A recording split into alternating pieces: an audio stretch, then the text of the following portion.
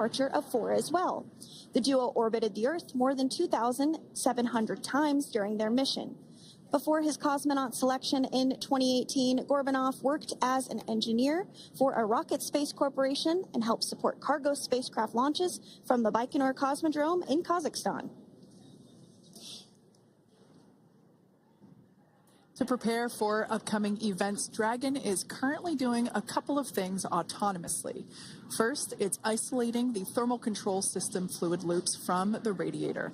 This system is what will help keep the internal temperature of Dragon very comfortable for Nick, Sunny, Butch, and Alexander during the reentry phase. Dragon is also initiating separation of the claw mechanism, which will terminate data, power, and fluid connections between the spacecraft and the trunk in preparation for that trunk separation that I mentioned earlier.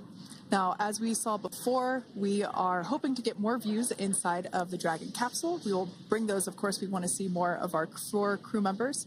But now a bit more of the Dragon Freedom capsule. It has flown on several missions for NASA. It first launched April 27th, 2022. To the International Space Station on NASA's SpaceX Crew 4 mission. It was subsequently used for 2 private spaceflight missions to the space station for Axiom Space, Axiom Mission 2 in May 2023, and Axiom Mission 3 in January of 2024. And of course, Crew 9 launched last year, is September 28th. So yeah, a little bit about the Dragon Freedom capsule. Here, a view that we have once again between the shoulders of Commander Nick Hague, who is on the left-hand side of your screen there, and Mission Specialist Alexander Gorbanov there on the right. That's right, Kate. And the next major milestone that we're looking ahead towards this afternoon is claw separation. We're targeting that claw separation at 2:05 p.m. Pacific time this afternoon, so less than 10 minutes from now. Continuing to get some views inside Dragon Freedom. To the far left there is NASA astronaut Butch Wilmore, and as you can see, the crew is suited up in their space suits. They are suited up in what we call dynamic phases of flight. So when they launch, when they dock, when they undock, when they return back for splashdown. We might hear some call-outs on the loops about putting their visors down. That will happen just prior to deorbit burn. And you'll hear us pause when some of those communications happen. That's because we want to make sure that we are relaying the best information to you all, and so that you hear it as well. So if you do hear us pause, that is what we're doing. You also see they have their on there, and I know the gloves are pretty unique on the Dragon spacesuits, right? They're custom created? Yes, the spacesuit overall is custom fit for each astronaut. These gloves enable usage of the touchscreen panels that they have in front of them. We can't see it from this view, but that view we saw earlier between Alexander Gorbanov and Nick Hague, that is a touchscreen. It allows the crew to monitor everything that Dragon is doing along with those tablets that they have there on their legs. So yeah, the spacesuit itself is intended to act as a mini spaceship, if you will, as once the visors are closed, it is able to maintain a pressure in the unlikely event of a depressurization event for Dragon. So there we can see those screens I was talking about. So there in the center, we've got the location tracker, as well as on the left-hand side, it's mapping out the operations that Dragon is executing. The crew has to remain well informed of all these things that Dragon is doing autonomously. That basically means that Dragon is flying itself. The crew has the ability to gain control of the capsule if necessary, but the capsule is essentially going to bring itself home. But of course, in order to be familiar with Freedom, SpaceX, deorbit sequence start in 5 minutes.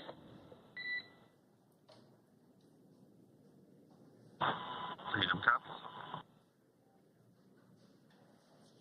And so we did hear that call out for the deorbit sequence start to begin here in 5 minutes. That call from the ground came from the core, or crew operations resource engineer here in Hawthorne, mission control just behind us. And that went up to Commander Nick Hague. He's going to be doing the majority of the communications during the flight downhill today through splashdown, and they'll be communicating with the core all along the way. Now, we did mention that they are flying on Crew Dragon Freedom. The naming of spacecraft has gone all the way back to the very beginning of this human spaceflight program. This is a nod to Alan Shepard naming his spacecraft Freedom 7 during the Mercury program. And so the crew that first flew up on Freedom a few years ago had the opportunity to name this Dragon, and they named it Freedom. That was Crew 4 that was the first flyers on this spacecraft. It's also flown for Axiom Mission 2 and 3, and then, of course, today for Crew 9 as well. Yeah, actually, fun fact about this particular capsule, of those 4 missions that Sandra just mentioned, we have seen daytime splashdowns for 2 of those. Today will mark the third daytime splashdown. So there's something lucky about this particular capsule that gets daytime splashdowns. Nighttime is great because we can see even more clearly the capsule streaking through, but I personally love the daylight views because we really get even better views of the recovery team operations during that phase of the mission. Yes, absolutely. And if you follow along with our missions, you'll know that sometimes weather is a watch item when it comes to undocking and splashdown. We do splashdown in the water, so we want to ensure that parameters like wave heights and wind speeds and precipitation, lightning, all of that is looking good for the crew and the safety of those recovery personnel. And today the weather is just pristine. We got off of space station on the very first attempt, so I'm joking around and saying that it was because it was St. Patrick's Day and we got really lucky with the weather. I wouldn't disagree with that. Speaking of weather, we will be hearing from core probably around 2:20-ish. Typically, before we enter the period of loss of signal, or LOS, we will hear an entry briefing from the core, the Crew Operations Resource Engineer, and they will deliver important information like updated anticipated splashdown and loss of signal times to the crew, as well as the wave height and wind speed. So we'll be standing by to listen in on those. Like I said, that will happen shortly after, typically after trunk separation. I can't quite remember if it's before or after deorbit burn. Must be before. But in any case, we'll be hearing all of that coming from core. In fact, that individual is seated there in the room on your screen. That is SpaceX Mission Control in Hawthorne, California. That room is located just over our shoulders, and that is where Dragon operators are standing by on console, monitoring the progress of Dragon as it continues its way home. It's been, at the point of splashdown, it'll be about 17 hours since Dragon undocked from the International Space Station. The team there in mission control, there are multiple teams, in fact, and they cycle through shifts to ensure that everybody gets the required rest and sleep periods, just like the astronauts on board. That Crew Operations and Resource Engineer is seated there in the room, and that, like Sandra said, is the primary voice that we will be hearing communicate from the SpaceX team to the crew on board. That's right. And so it looks like we're about 3 minutes or so from the claw separation portion of today's flight. The claw is a portion on the spacecraft that holds the trunk to Dragon. Following claw separation, we're going to jettison or remove that trunk because it's no longer needed. The trunk has solar arrays on it that provides power to the Dragon spacecraft. But now that we're beginning the reentry process, we need to go ahead and jettison that trunk and able to expose the heat shield, which is really going to do the heavy lifting as Crew 9 re-enters the Earth's atmosphere. They come in at 17,500 miles per hour, so they really need to ensure that that heat shield absorbs that heat, and there's... Deorbit sequence start.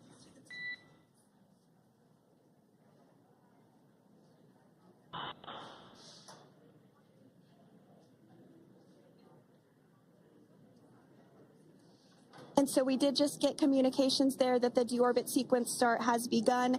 So here in just a couple minutes from now, we expect to hear information or a call back about the claw separation having begun. And again, that kicks off that trunk separation portion that I was discussing to remove that, expose the heat shield, and then eventually we'll have the deorbit burn, and we'll continue to walk you through all of these milestones as we approach them ahead of our splashdown at 2:57 p.m. Pacific time this afternoon off the coast of Tallahassee, Florida. Yeah, we're very excited to bring the Crew 9 crew home. Sandra, we were talking about the trunk separation. That trunk is on a trajectory that will re-enter in the atmosphere and break up upon that re-entry. The heat shield itself is one of my favorite parts of the Dragon capsule. It is the workhorse of the re-entry phase. It will work to protect the Dragon capsule and the crew members on board during the re-entry phase as the temperatures outside of the capsule build up to, I believe, about 3,000 degrees Fahrenheit in excess of. And meanwhile, the interior of Dragon stays a very comfortable temperature. That heat shield does a lot of the work, and we'll see that plasma build up on the exterior of the capsule. As a result of the plasma that builds up, we will lose communications with the crew. This is known as loss of signal, or LOS. This is roughly a 10-minute period on average, even less than. I believe today it is probably about 6 or 7 minutes long. It kind of depends on the mission, and it happens for every Dragon capsule that re-enters the atmosphere. Due to that plasma buildup, we're not able to communicate or command the capsule, so we stand by while we wait to regain communication after we pass through that period of loss of signal and get what's known as AOS, or acquisition of signal. Continuing to stand by for claw separation, and then we'll look towards trunk separation. It'll be just about a minute or so after that. That happens pretty rapidly in succession. Some of our milestones will take a little bit longer throughout the day. For example, we will have a deorbit burn after that will take about 7.5 minutes and helps get Dragon set up in the right trajectory to splash down in the Gulf off the coast of Florida. So continuing to stand by for claw separation.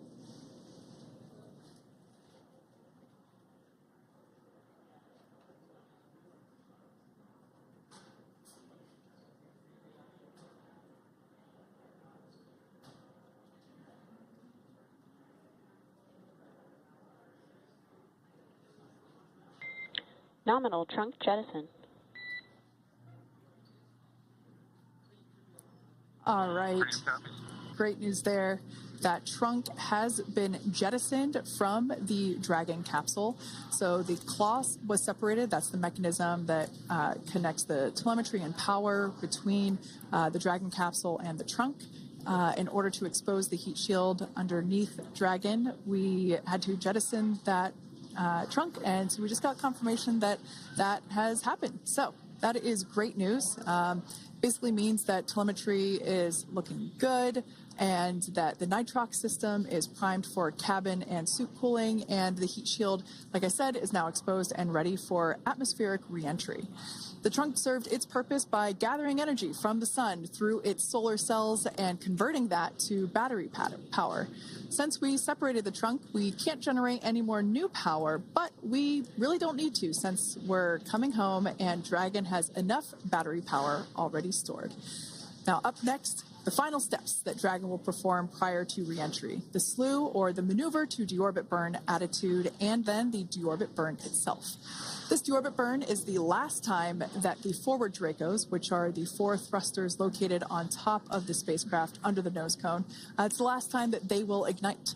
The deorbit burn will place Dragon on a precise trajectory to return to the splashdown zone off the coast of Florida, off the coast of Tallahassee, Florida, and that will last about 7.5 minutes once it starts. And so deorbit burn is targeted for 2:11 p.m. Central Time, so about 2 minutes from now. As we mentioned, it's going to last about 7.5 minutes, again, helping to get Dragon into the precise trajectory to ensure that splashdown occurs in the area that was calculated and where the recovery team is already in place, ready to support splashdown operations today. The recovery vessel Megan is the ship that is going to be utilized today, and we also have what is called fast boats that go out first to check the spacecraft and make sure everything is looking good before the recovery vessel Megan approaches. So that whole recovery process takes about an hour, I would say, from the time the crew splashes down to the time they're on the boat and the crew gets out of the capsule, and we'll continue to bring you live coverage through every step of the way today as Crew 9 returns home. Indeed. Now, let's take a little bit of a closer look at Dragon. One of the great things about being close to the space station is that we can use space station cameras to look at Dragon. But now that Dragon is on its way home, we don't have those external cameras. So here's an animation of what the capsule looks like. We've got the pressurized section, the capsule on the top, and the trunk or the unpressurized section on the bottom. That's where those solar panels that we manufacture in-house are located, soaking up the energy from the sun and turning it into power for the capsule. At the very top of the capsule is the nose cone. That is where the Dracos, the forward Dracos, are located. That nose cone is currently open, not closed like we saw in that animation.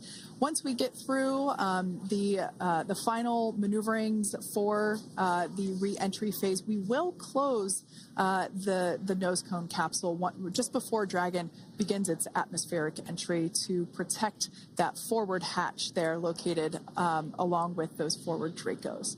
So go ahead. Oh, that's right. I was going to mention that the nose cone does open shortly after launch, and it remains open the entire time that Dragon is docked to the International Space Station. So as an example for this particular spacecraft, Freedom, since September when it docked to the International Space Station, remains open that entire time, and here shortly it will close for the very first time since September. So quick recap of what Dragon has done in recent history here. We basically began preparations for re-entry known as the Deorbit sequence. So Dragon released the trunk. As we said before, we separated the claw, we released the trunk. It next will slew to the deorbit burn attitude. Slew basically meaning maneuver, so it will position itself correctly to execute that deorbit burn. We want the heat shield side to be facing forward, or first, if you will. We want that to be the leading edge of the Dragon capsule, as that heat shield is meant to basically be an ablative material for the heat that it will incur. Once we complete that deorbit burn attitude slew, we will initiate the deorbit burn itself. That will last for several minutes, expecting that to be to start here any moment now, actually, and then it will go until about 2:18 p.m. Pacific time or 5:18 p.m. Eastern time. And I did hear confirmation that deorbit burn is underway. As we mentioned, it's about a 7.5-minute burn. So within the last 10 minutes, Dragon has jettisoned its trunk and initiated the deorbit burn just seconds ago. As mentioned earlier, for those operations, NASA and SpaceX closely coordinate with the United States Coast Guard to establish a safety zone to ensure public safety and for the safety of those involved in the recovery operations, as well as the crew on board the returning spacecraft. Multiple notices are issued to the mariners in advance of and during recovery operations, and Coast Guard patrol boats are deployed to discourage boaters from entering the spacecraft, the splashdown zones. So we do want to stress to the public the need to respect this safety zone. Recovering a spacecraft from the water is a hazardous operation, and any other boats interfering increases the risk to not only the astronauts in Dragon, but the teams working to recover them from the water and the safety of those that may come too close. So for the safety of the crew, which you see there on your screen, your safety, we recommend you sit back and watch as we'll continue to bring you the best possible views of our astronauts' homecoming. Yeah, as I mentioned earlier, this deorbit burn is the last time that we will utilize our 4 forward Draco thrusters. Forward basically meaning at the top of the Dragon capsule. Dragon Freedom has not yet entered the Earth's atmosphere. This deorbit burn is what will line the vehicle up and put it on its final trajectory to the landing site right off the coast of Tallahassee, Florida. So basically, it is the last burn that the Dragon spacecraft executes and is what really locks it in for that precise landing. As you can see on your screen right now, Nick, Sunny, Butch, and Alexander are using their screens to keep tabs on the burn duration, the Draco firings, and trajectory details such as entry angle, spacecraft perigee, and how much distance remains until deorbit burn termination. As I mentioned earlier, Dragon is flying itself. So all the crew has to do is stay strapped into their seats and keep tabs on things. Although I must say, if I had one of those window seats, it would be pretty difficult to restrain myself. Now, with Nick, Sunny, Butch, and Alexander ready to deorbit and splash down back on Earth, they will be heading to one of 8 targeted sites supported by SpaceX and NASA. All of these sites are located off the coast of Florida, either in the Gulf of America or the Atlantic Ocean. Spreading the supported sites across multiple locations helps maximize the return opportunities for this mission and future crews, lowering the chance that we'll have to wave off due to bad weather. For those of you following along, you'll know that today's splashdown marks our final Dragon recovery on the East Coast. After 6 great years of successful recovery operations off the East Coast, we'll be moving all Dragon recovery operations back to the West Coast. And as always, NASA and SpaceX jointly select our splashdown location. And for today, the prime recovery site is off the coast of Tallahassee, Florida. The selection process works with a lot of different variables, including the space station's orbital trajectory or path that it follows, what landing sites are available and have favorable weather, how much free flight capability Dragon has for the trip home, and the sleep schedules for the returning crew members, as well as, of course, the big one, the weather. We'll start with calculating daily return options based off of the space station's current orbit and Dragon's capabilities to maneuver and line up for reentry. The time from undock to landing at the primary site can vary from less than 6 hours to more than 39. Getting home the quickest comes with some obvious benefits, but we always have to make sure the crew is properly rested for dynamic operations, preventing us from scheduling 20-plus hour days for them, of course.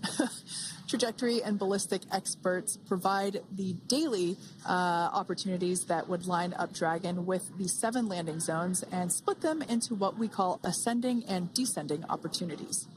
Dragon uses its Draco thrusters after leaving station to execute a series of altitude-lowering maneuvers and to line up with the selected primary site. It can also change to different alternative sites while in a free flight if sudden weather moves in that we may need to avoid. So, as we mentioned, weather is something we're constantly looking at, making the final call to proceed about 2.5 hours before the crew undocks.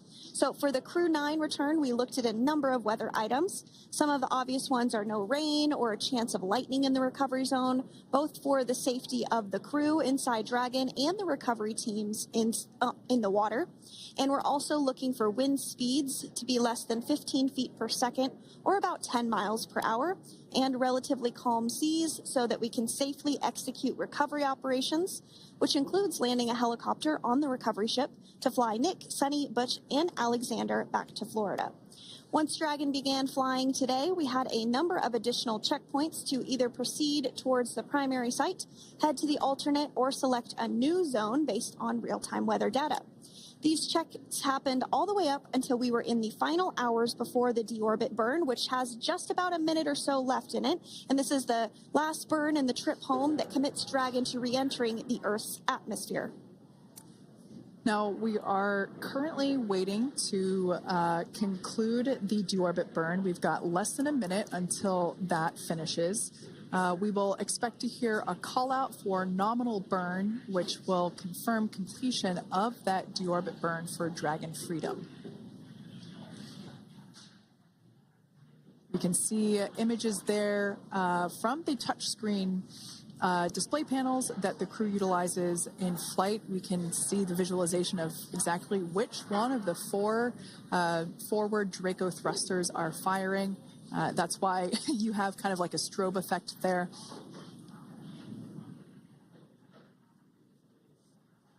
And if you're just joining us, you are looking at live views of the Dragon Freedom. On your left is Commander of Crew 9, Nick Hague. To his right is Roscosmos cosmonaut Alexander Grabenkin. And also in Gorbunov, excuse me, that is Alexander Gorbunov. And then also in the capsule today is NASA astronauts Sunny Williams and Butch Wilmore. We're awaiting confirmation that their deorbit burn is complete, which is the last burn that's going to help set them up on a trajectory to splashdown off the coast of Florida. Deorbit burn complete. Performance nominal. Nose cone closure initiated. Freedom copies. All right, excellent news there. We heard the words we were looking for, nominal burn. So that means that deorbit burn was successful and nominal, meaning as expected. And we're now beginning to close the nose cone in preparation for atmospheric reentry. So in the background, Dragon is currently inhibiting those forward bulkhead Draco thrusters that we just used to complete the deorbit burn, ensuring it's safe to latch the nose cone shut for reentry. Also, the vehicle has initiated the nitrox suit purge, which will help keep Nick, Sunny, Butch, and Alexander cool and comfortable during reentry, which is coming up in about 20 minutes from now. At this point, the nose cone is closing and protecting the forward hatch for reentry, and the crew are using their screens to continue to monitor the locking of the nose cone, which is done by a set of hooks. And as we mentioned earlier, that nose cone has remained open since September, so this is the first time it's closing in a few months. Yeah, that's absolutely right. Now, we will be expecting, as I mentioned before, an entry brief from SpaceX Core. Again, that's the crew operations resource engineer who is seated in that room that you see there on your screen. That entry brief will provide updated times for anticipated splashdown as well as the loss of signal or period of LOS. That briefing will also give us information such as wind speed and wave height at the expected splashdown location. But all in all, everything has been great today. All events have been executed on time as expected, and we are looking forward to a splashdown of the Crew 9 crew at about 5:57 p.m. Eastern Time or 2:57 p.m. Pacific Time. Between now and then, things are going to start moving quite quickly. In fact, if anything, this will have seemed like the slower part of the reentry phase. We're going to go through, like I said, that period of loss of signal or LOS. That period is a few minutes long where we are unable to communicate or command the capsule due to the plasma that builds up on the exterior of the capsule. That period, like I said, lasts for a couple minutes. You will start to hear SpaceX Core hail the Crew 9 crew a little bit earlier than expected because we, in the past, have actually regained communications a couple minutes earlier than initially anticipated. So we'll go through that period of loss of signal, that entry period, that specifically when the Dragon spacecraft is re-entering through the atmosphere.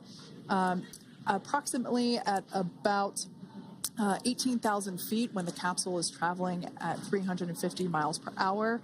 We will see our first views of parachutes for the day. It's one of my favorite moments of return sequences is when we get to see the drogue parachutes. We'll see the drogues come out. Those drogues will help slow the vehicle down to about 119 miles per hour. And then that is when the main parachutes will come out from the Dragon spacecraft and then ultimately end in splashdown. And we are hearing confirmation that the nose cone is closed and everything was nominal or as expected with that closure. So as we begin the second half of entry, Dragon is now beginning to inject cooled nitrox into the air being delivered to the spacesuits worn by Nick, Sunny, Butch, and Alexander. Again, this is what will allow the crew to remain comfortable while external temperatures reach 3,500 degrees Fahrenheit as they re-enter the Earth's atmosphere. So the heat shield is pointing forward, leading Dragon to the landing site. Yeah. Now, speaking of the heat shield, Dragon's primary heat shield is comprised of PICA 3.0, which stands for Phenolic Impregnated Carbon Ablator. The first-gen PICA was initially developed by NASA for studying and sampling comets within our solar system. SpaceX partnered with NASA to develop PICA X, which was the second-generation product used on all Dragon 1 cargo resupply service missions that resupplied the International Space Station on 20 missions. PICA 3.0 was developed specifically for use on Dragon 2 crew and cargo with enhanced structural and thermal capabilities that allowed the heat shield to be even more effective in the way that it utilized the ability to make that heat ablevate as it goes through the Earth's atmosphere.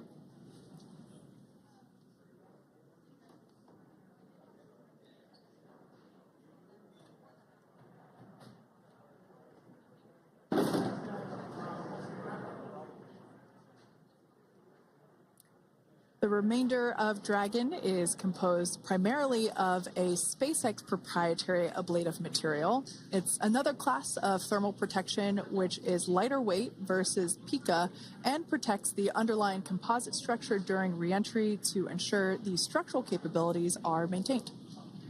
While Dragon will experience temperatures well over 3,000 degrees during peak reentry conditions, the characteristics of the thermal protection system coupled with the environmental control and life support system in the pressurized interior will ensure that Nick, Sunny, Butch, and Alexander stay cool and comfortable during all phases of reentry through splashdown. Now, if you've just recently joined us, we hope to regain views of our crew members inside Dragon Freedom, but we don't have those available at the moment due to ground station coverage. So we will bring those back to you as soon as we can. Now, after Dragon Freedom has re-entered the Earth's atmosphere, a series of parachutes will deploy to slow the crew's descent. First will be the 2 drogue parachutes, followed by the 4 main parachutes, and those will guide Dragon to its first contact with Earth since it launched back in September. Dragon will automatically deploy these parachutes when different pressure and positioning sensors on the spacecraft detect that they're at the right speed and altitude. Vehicle velocity at drogue deploy is approximately 350 miles per hour, and they deploy at about 18,000 feet. Now, when the vehicle velocity at main deploy is approximately 119 miles per hour, and they deploy at about 6,500 feet. When Dragon splashes down in the water, the vehicle velocity will be about 16 miles per hour, so you can really see how those parachutes help to slow down the crew inside the capsule. The highest G-load the crew is expected to experience today is about 3 to 5 Gs. Yeah, when you think about really fun roller coasters, they're about in that range. So I'm sure that our crew on board will be well equipped to experience those Gs. It's nothing for them. They go through much more intense training. And so we are continuing to make our way through a number of milestones today. We did have trunk separation. Freedom, SpaceX. Nose cone is secure for entry. Freedom comes.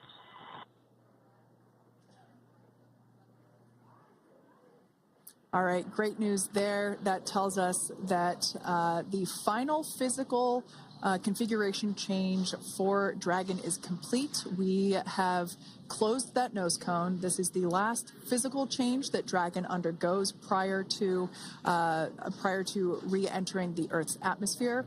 It's important that that nose cone is completely closed because underneath it is not only where The 4 forward Draco thrusters are located, but it's also because that is where the forward hatch is located. That is the hatch that is utilized for the crew to ingress and egress from the station while it is docked on board. And since our capsules are flight proven and we reuse them on future space flights, we want to make sure that all of the integrity of that hardware remains intact. So that nose cone is successfully closed, and we're going to start moving pretty quickly here. As I mentioned before, we'll go through loss of signal. We'll get that signal back several minutes later, and then we'll see the parachute action. Yep, and then that's all ahead of splashdown off the coast of Florida. We're targeting Tallahassee as our splashdown zone today at 2:57 p.m. Pacific time this afternoon. Now, you did mention the call to the crew.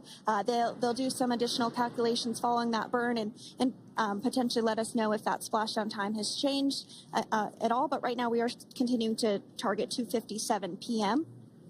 And you can see there on your screen a path of where Dragon will be re-entering today.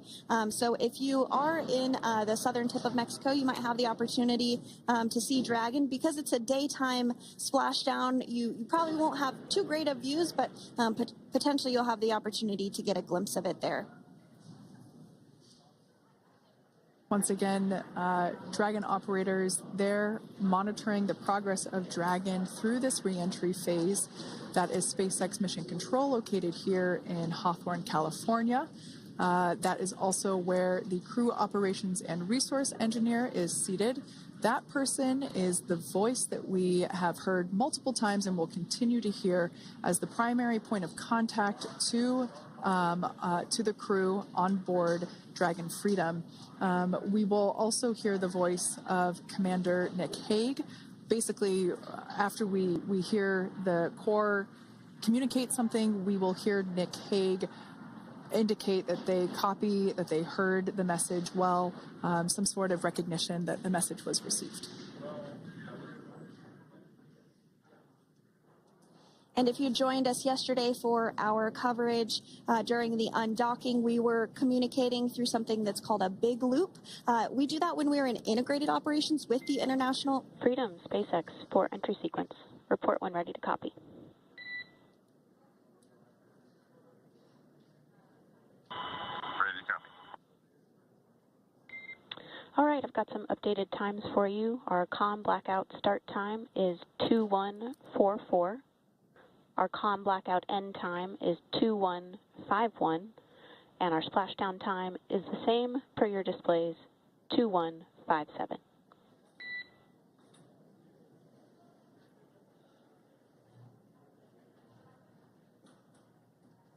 Okay. Understand comm blackout start 2144, stop 2151, splashdown per display. That's a good readback. And with that, please report when tablets are secured behind the elastic bands, restraints are tight, and visors are down. And copy, woke up.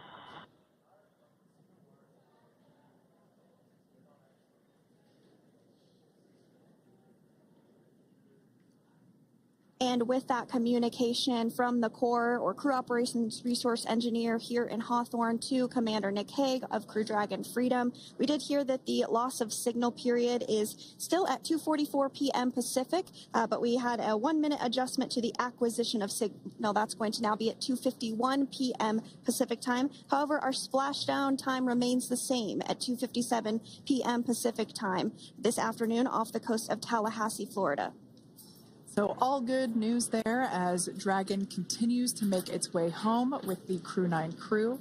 As we've mentioned before, we are splashing down on the Gulf Coast. We have ability to splash down on either side of Florida, but the location site just outside of Tallahassee, Florida is the site that was selected today due to best recovery conditions. And as Sandra mentioned before, weather is always a watch item, but everything is looking great for that particular recovery location. So I'm sure once we start getting views from the recovery vessel, I have a feeling it's going to be a pretty beautiful afternoon. And we did mention that, of course, this is a daylight splashdown, so we should be getting some great views. We do have a couple of spacecraft called the WB-57, which are high-altitude planes that NASA utilizes during splashdown operations. Those are en route and going to be tracking the capsule as it makes its way through the atmosphere and should be providing some good views for us. Kate and I were just chatting about how we haven't had a daytime splashdown in a little while, so we're looking forward to the views along with you. Yeah. Nighttime views are also great because we can see that capsule streaking through the night sky quite brightly. So like Sandra, you said earlier, daylight will be a little bit less bright, but we will definitely be able to see the SpaceX recovery team operations much clearer.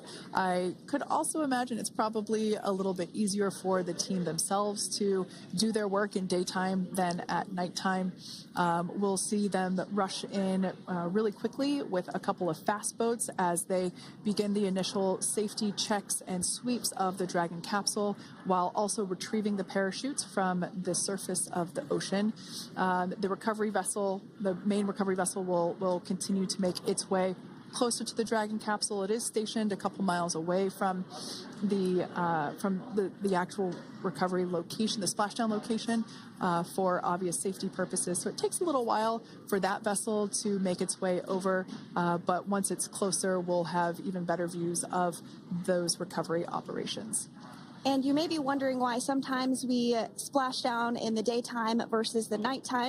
And believe me, we would all love for these operations to happen during regular daytime working hours. But unfortunately, orbital mechanics just doesn't quite work out that way. So it has to deal with the location of the International Space Station, as well as where the splashdown zone is on Earth and that trajectory, as well as the phasing. So as we mentioned earlier, sometimes we have phasing as short as 6 hours, sometimes in excess of 30 plus hours. It just depends on where the targeted area is that the capsule is going to splash down. So today's phasing has been 17 hours since undocking occurred at 10:05 p.m. Pacific yesterday evening for us here in Hawthorne.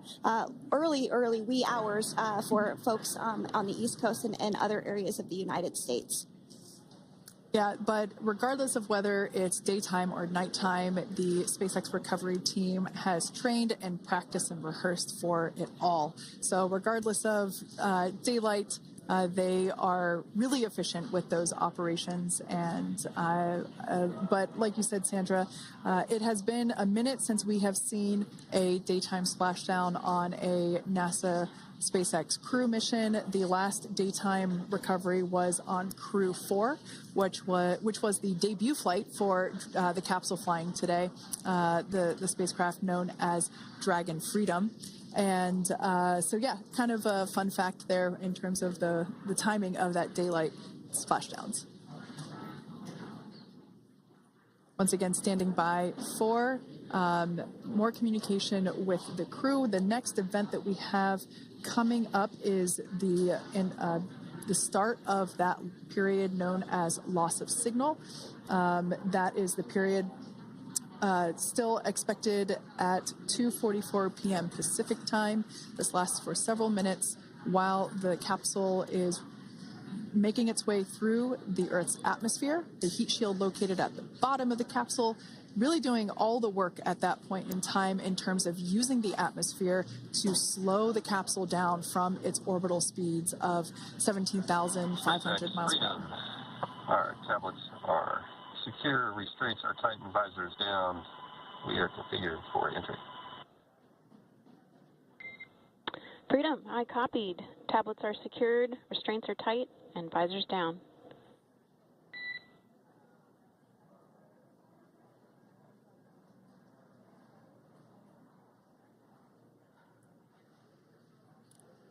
All right, great news there in terms of continuing to make progress. That back and forth communication we heard was just letting Core know that per their instructions, Crew 9 has now put away everything that was necessary in order to begin the re-entry, including those tablets that were located on their legs. Those are now stowed away. They've tightened that safety harness that we see there, and the visors are now down. So with all that being said, let's take a minute to meet our returning crew. U.S. Space Force Colonel Nick Hague is your Crew 9 commander. He was selected by NASA as an astronaut in 2013. This was his second spaceflight to the International Space Station and third launch overall. He spent 171 days in space with Crew 9 and has a career total of 374 days in space. During his mission, he completed a spacewalk with astronaut Suni Williams. That was his fourth spacewalk, earning him a career total of 25 hours, 56 minutes of spacewalking time. Before Crew 9, Haig previously served as a crew member of Expedition 59 and 60 back in 2019. He flew with Alexei Ovchinin and NASA's Christina Cook. So this is his second time sharing the space station with Ovchinin. The Kansas native is a test pilot and distinguished graduate of the United States Air Force Academy. Nick spent 5 months in Iraq in support of Operation Iraqi Freedom. He voluntarily transferred from the United States Air Force to U.S. Space Force in 2021 and is an active colonel. His wife, Katie, is a retired U.S. Air Force colonel, and they have 2 sons. NASA astronaut Suni Williams is a mission specialist for Crew 9. This was her third visit to the International Space Station. She originally launched aboard Boeing Starliner spacecraft and arrived at the space station on June 6th. Following the agency's decision to return Starliner uncrewed, she became an Expedition 71 and 72 crew member, where she logged 286 days in space on this mission. But Suni has a total of 608 days in space, the second most time in space by a U.S. astronaut. 5 minutes until predicted comm blackout. We'll see you on the other side at 21:51.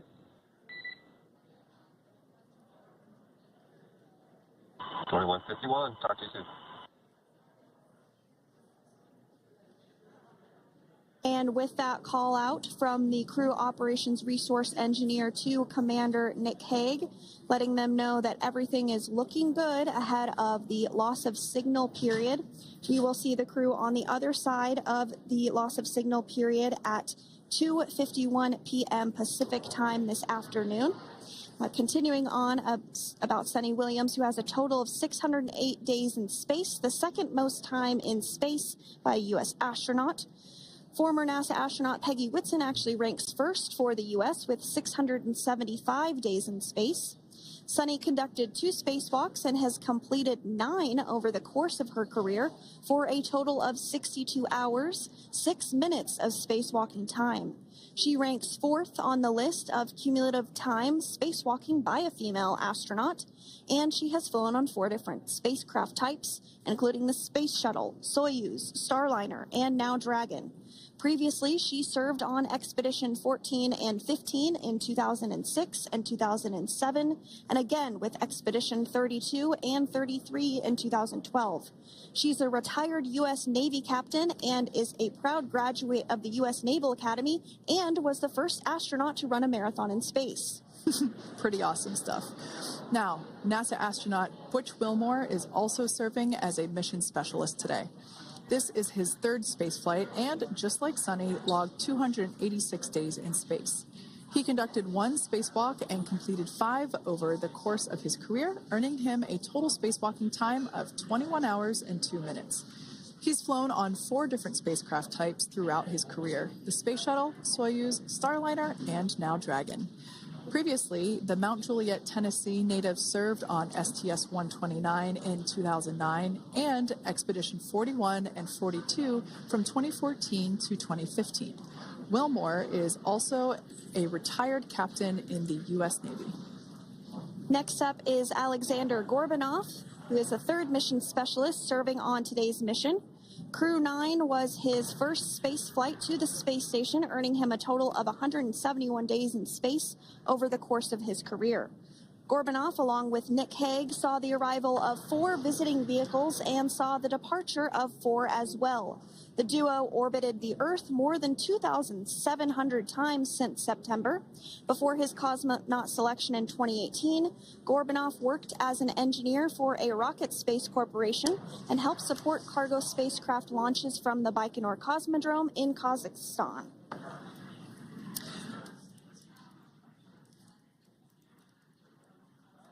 So if you are just joining us, we are continuing to bring you live coverage of Crew 9's return to Earth following their mission aboard the International Space Station, where they completed science and research investigations. We are targeting splashdown off the coast of Florida at 2:57 p.m. Pacific time. The next major milestone that we'll look ahead towards is what we call loss of signal, or LOS, when we won't have communications with the crew because they will be re-entering the Earth's atmosphere.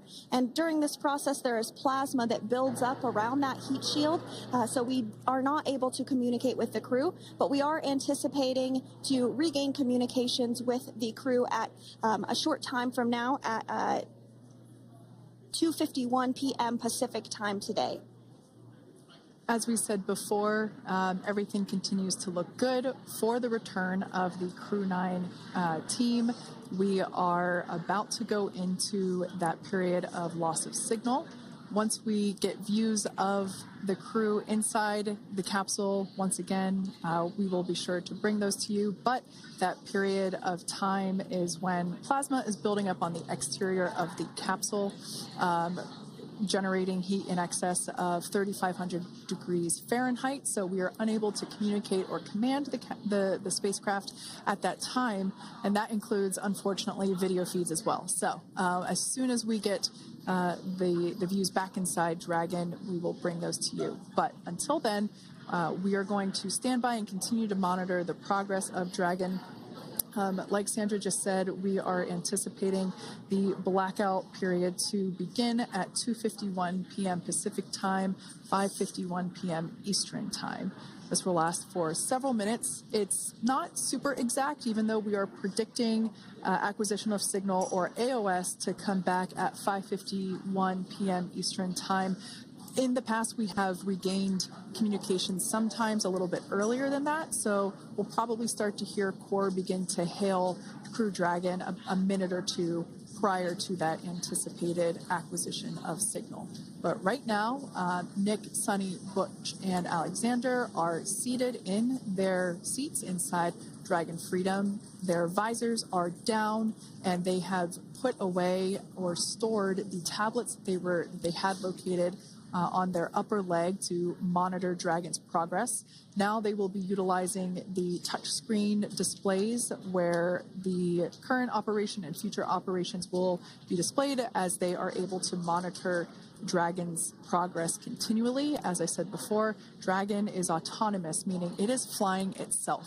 So the crew stands by and monitors, and those touchscreen displays are what will be allowing them to do so and prepare for events such as parachute deploy.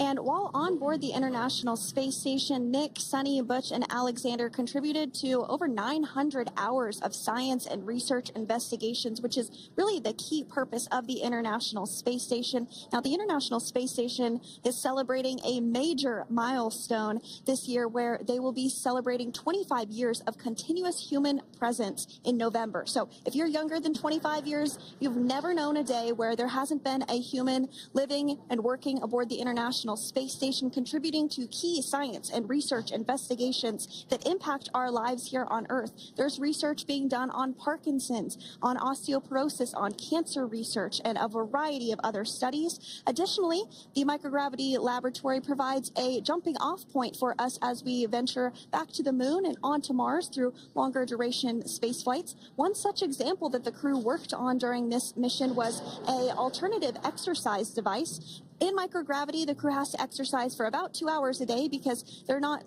having the effects of gravity on their body. So to prevent bone and muscle loss, we counteract that with 2 hours of exercise per day.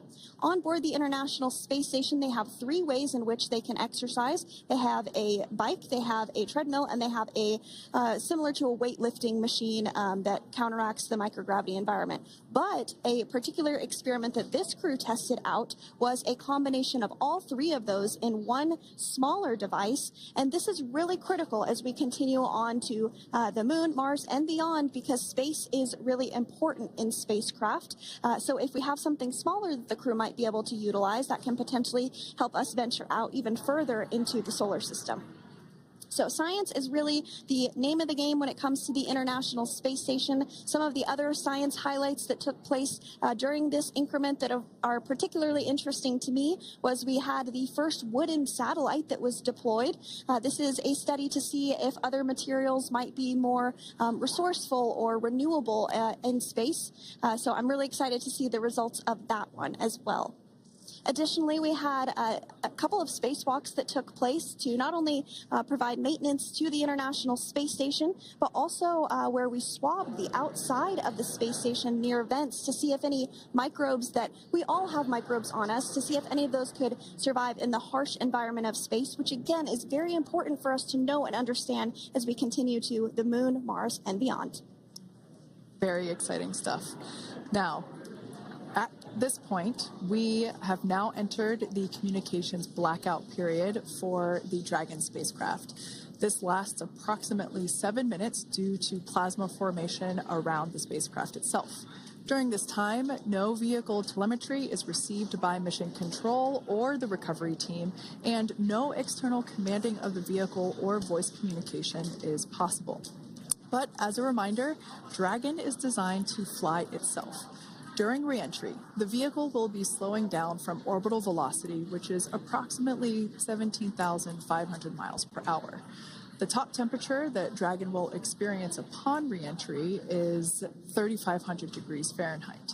This blackout period, as I said before, we expect it to last about 7 minutes today, concluding at 5:51 p.m. Eastern Time or 2:51 p.m. Pacific Time. We right there have our first view of Dragon Freedom coming home to Earth. And that view is from the WB-57, which is one of NASA's high-altitude planes that is tracking.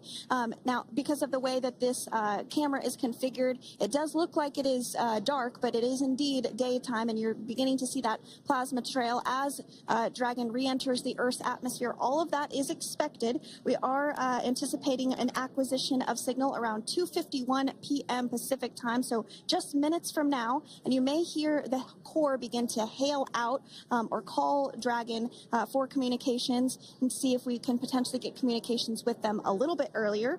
Following this, we'll have two events in rapid succession. We'll have the drogue parachutes deploy at 2:53 p.m. Pacific, followed by the mains just 1 minute later at 2:54 p.m. Pacific Time, ahead of a splashdown at 2:57 p.m. Pacific Time off the coast of Tallahassee, Florida.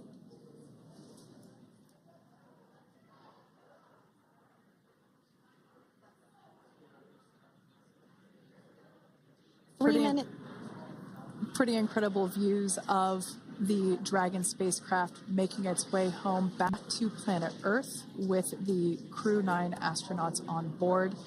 Once again, this view is coming from the WB-57 plane. That heat shield we can see doing magnificent work as it works to... Freedom, SpaceX, Comcheck.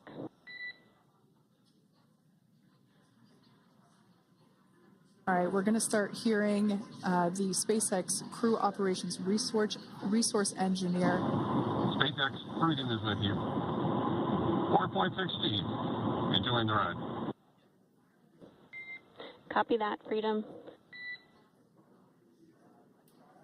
Great news there from Commander Nick Hague reporting back. We see a healthy flight computer. Expect automated chute deployment. Freedom copies. Like we said before, things moving very quickly as Dragon Freedom makes its way home. Next event coming up will be deployment of the drogue parachutes. This occurs around 18,000 feet. GPS has converged. Expect nominal altitude for drogue chute deployment.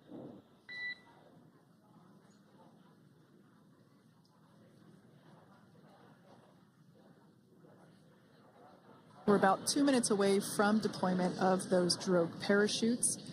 Now the heat shield is continuing to work to slow the vehicle down. That entry period, the Dragon spacecraft went from orbital velocity about 17,500 miles per hour down to about 350 miles per hour. So that really gives you a sense of why that plasma builds up on the exterior of the capsule thanks to the heat shield and the work that it does.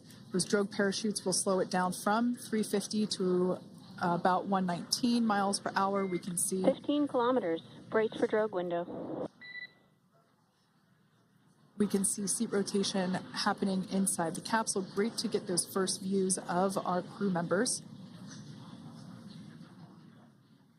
Once again, the capsules are going about 350 miles per hour when the drogues are deployed. Those drogue parachutes that we manufacture here in-house are going to slow the spacecraft down to 119 miles per hour. And that is when we will see the main parachutes deploy, and that occurs about 6,000 feet above the ocean's surface. And we are expecting drogue deployment at 2:53 p.m. Pacific, so we should see it any second now. And there you are getting a great view of Crew 9 inside Dragon Freedom as it returns back to Earth. We are awaiting the drogue deploys. This view coming from the WB-57 high altitude plane.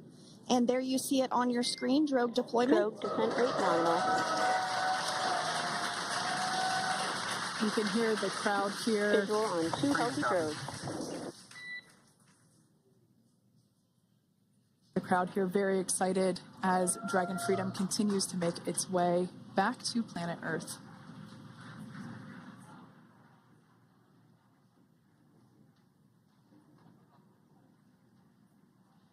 Next up, we'll stand by for the main deployment of the parachutes.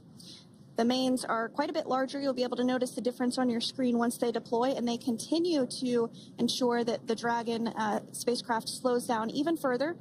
As we mentioned, Freedom will be traveling 16 miles per hour when it splashes down off the coast of Tallahassee, Florida, here at 2:57 p.m. Pacific time this afternoon. And there we go. We have visual on 4 healthy mains. That view was from inside. Freedom copy. That view was from inside one of the buckets where the parachutes are located. So we see a great view there of the reefing on those parachutes. And as those main parachutes begin to inflate fully, 4 beautiful, healthy mains. Now awaiting visuals of splashdown. Next Freedom, 1,000. We'll start to hear Commander Nick Hague. Copy, 1,000. As we heard right there, Commander Nick Hague will be calling out the altitude of the Dragon capsule from here on out. Landing in water is simpler and provides more margin against unlikely parachute issues. You can see those parachutes continuing to slow the Dragon capsule down. And if you're just joining us, you're looking at 800 meters. a live view of Crew 9, just minutes away from splashing down off the coast of Tallahassee, Florida. Splashdown 2 minutes from now at 2:57 p.m. Pacific. We do have 4 healthy mains really doing the job there. Just breathtaking views of a calm, glass-like ocean off the coast of Tallahassee, Florida. Crew 9 just minutes away from splashing down. This is really such an incredible shot. That Copy, was 600. That was a live view from our recovery vessel, Megan, which is stationed a couple miles away from the splashdown site. We can see the crew there using their restraints as resting places for their arms. They were just in space moments ago, so their arms were able to float freely. 400 meters. This is a gorgeous bluebird day here that we have for the splashdown of Crew 9. It's incredible to think that the Dragon capsule just minutes ago was going over 17,000 miles per hour and now gently coasting to a soft splashdown. 200. Copy, 200 meters. Brace for splashdown.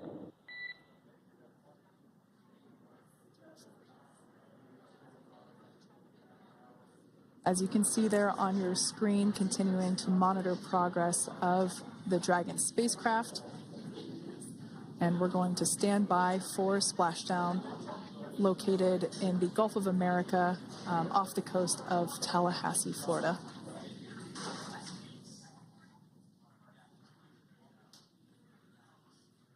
And splashdown. Crew 9 back on Earth.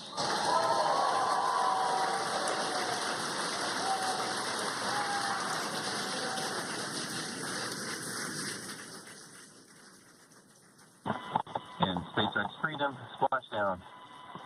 Good main release. Copy splashdown. We see main chutes cut. Nick, Alex, Butch, Sunny, on behalf of SpaceX, welcome home.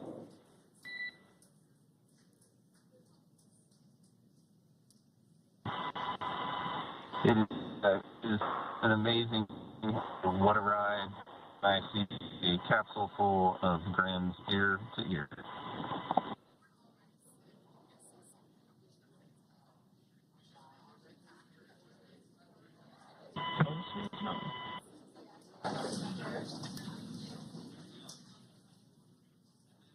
And as you can see on your screen, we have visual confirmation of splashdown. Dragon Freedom has returned home, and NASA astronauts. System safety verifications are in progress. We'll report back when recovery personnel are en route.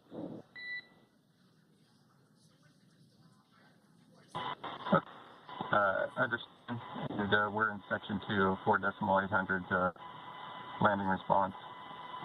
And looking for your word on if it is necessary.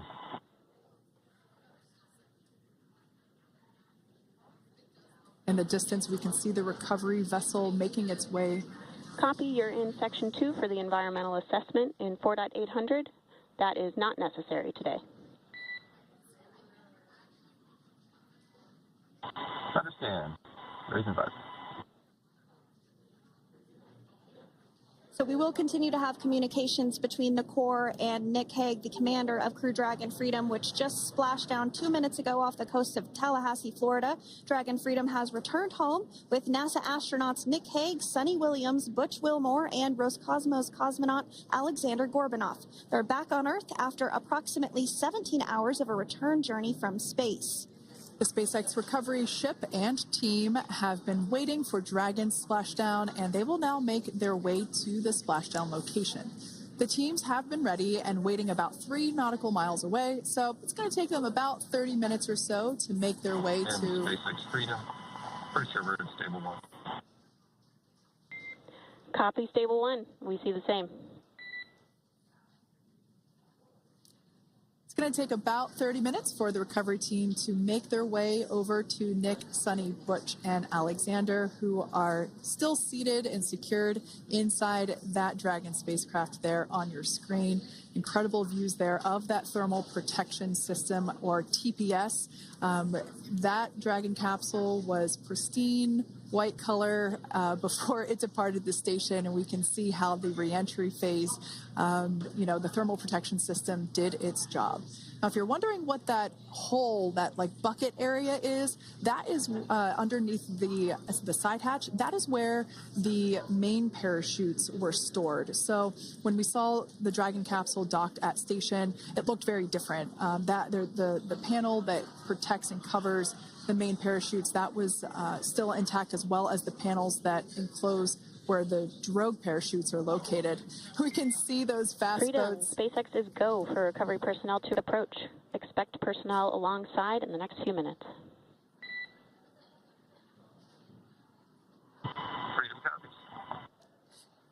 We can see those fast boats. We weren't kidding when we said they were fast. While it does take about 30 minutes for the main recovery vessel to make its way over to the capsule, these fast boats will be doing a couple of things simultaneously. A couple of them are going to be working to retrieve the parachutes that you see in the background there of this drone shot. Those parachutes will be retrieved from the ocean surface. We want to make sure we are able to pull those out. The recovery vessel there closest to the spacecraft is going to be performing some safety checks. We can see there they're using an instrument that is basically working to detect if there are any hypergolic vapors or fumes that are still residing in and or around the Draco thruster nozzles or outlets. The hypergolic fuel, which is necessary for on-orbit burns to maneuver the spacecraft. Unfortunately, those hypergolics are unable to be breathed. They are toxic, and so this team here is doing those initial safety checks to make sure that it is safe for the rest of the recovery team to approach the spacecraft. They're also checking to make sure that any residuals from the pyros are safe and are not going to cause any issues. We can see the team working their way around the spacecraft to do these these sniff tests on all of those Draco thrusters. And as we continue to await the recovery of our Dragon spacecraft with NASA astronauts Nick Hague, Sunny Williams, Butch Wilmore, and Roscosmos cosmonaut Alexander Gorbanov inside, Dragon has autonomously completed several steps to safe itself following splashdown. We are continuing to see Dragon in what is known as stable 1 configuration. That's kind of the ideal configuration following splashdown. It's upright, and the Dragon capsule's in the right configuration for it to be hoisted into the recovery vessel Megan, which you do see a little ways off in your screen approaching. Dragon will continue to remain live on air with you through that recovery process, all the way through the point where the crew is extracted from the Dragon spacecraft.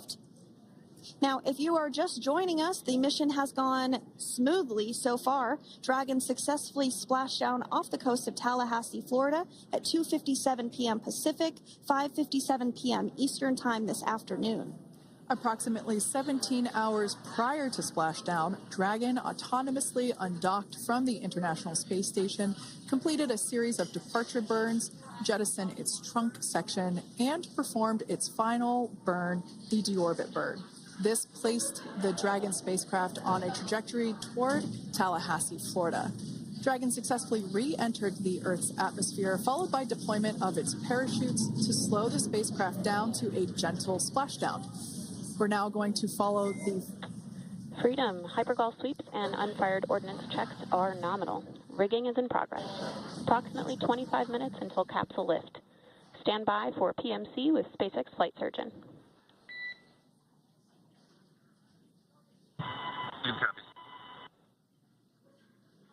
And so what we did just hear there was communications that those hypergol checks were complete.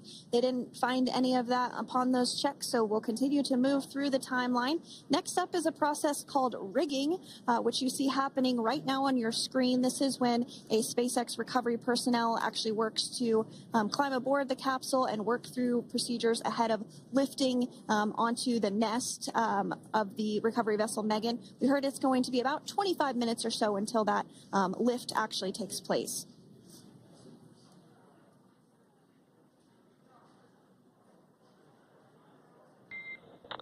Okay, Freedom, the next call will be from the SpaceX flight surgeon on Dragon and Ground Private.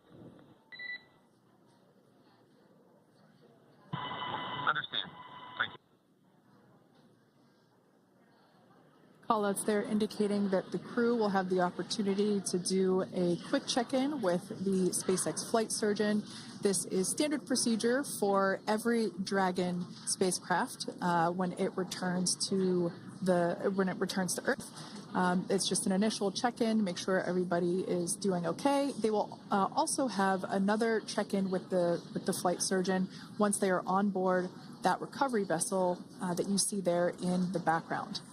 We can now see that SpaceX recovery team member they're on top of the Dragon spacecraft. They are going to be working to install plugs in the Draco thrusters to ensure that none of those, to ensure that no more hypergolic fumes or vapors come out from the spacecraft. They'll also place harnessing around the spacecraft that are required in order to lift it out of the water. Go ahead, Sandra. Continuing to get some views of the recovery personnel, both the main recovery vessel Megan, as well as some of those fast boats that we've discussed previously. It looks like just a beautiful day there out off the coast of Tallahassee, Florida. Weather was pristine. We were able to get undocked from the International Space Station as expected at 10:05 p.m. Pacific time yesterday evening, and Crew Dragon has since completed steps ahead of its splashdown at 2:57 p.m. Pacific, and we're now stepping through procedures to get Dragon hoisted up onto the Megan recovery vessel and get the crew extracted out of the spacecraft.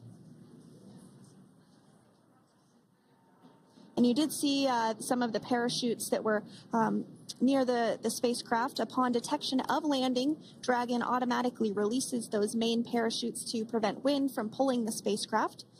Dragon then automatically safes any pyrotechnics that may still be present on the vehicle and may automatically perform additional minor system reconfigurations. The astronauts will remain seated and in their suits at this point, but the onboard air conditioning keeps things temperature controlled inside the spacecraft so the crew remains comfortable, and the communication systems... Freedom, SpaceX, ComCheck. SpaceX, this is Freedom. We have still loud and clear. Copy that, Freedom. Have you loud and clear as well, and Dragon to ground is no longer private. Understand, thank you. As we saw there on the screen, we have a couple of fast boats in the recovery fleet that have quickly moved into the splashdown location. They are being followed by one of the main recovery vessels, which will move into position upwind of the spacecraft. The two fast boats have very specific roles. Excuse me. The first approach is focused on immediate safety inspection, as we saw. They do this for spacecraft integrity and checking for any presence of those hypergolic propellant vapors. And this ensures that it is safe for the recovery vessel to approach Dragon. Once Dragon is cleared for full approach, as we heard is the case today, the team begins rigging the spacecraft for water recovery by the recovery ship. The second fast boat is responsible for parachute recovery and also serves as a redundant boat to the first one that makes the initial approach to the Dragon spacecraft. As we saw a little bit earlier, we were also able to see one of the recovery team members get on a jet ski to help gather up the parachutes that were automatically detached from the Dragon spacecraft upon splashdown. And it will take a little over 10 minutes for the recovery crew to complete their safety checks. Once they complete, the team will begin preparing Dragon to be lifted, and as you see, they are preparing for that to take place at this point. As part of the preparation for this lift, one member of the recovery team has climbed on top of the spacecraft already so they can attach Dragon's hoist rings and connect to the lifting lines. It will take us less than an hour to raise Dragon to the recovery boat and remove the crew from the spacecraft. After medical checkouts, the crew will return to land within 4 hours by helicopter. And if no additional medical assistance is needed, the crew will board a waiting NASA plane and depart for Houston.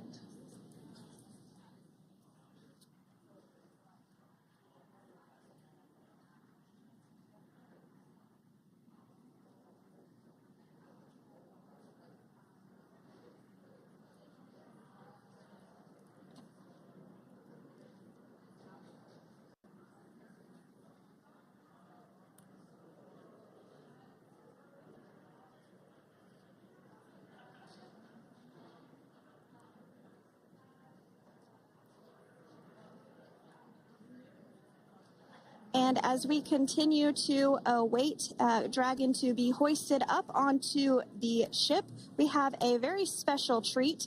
NASA Public Affairs Officer Jaden Jennings, who is actually on the recovery vessel and had a bird's eye view of the splashdown today. Jaden, how are you? How was the view from the recovery vessel? Hi, Sandra. How do you hear me?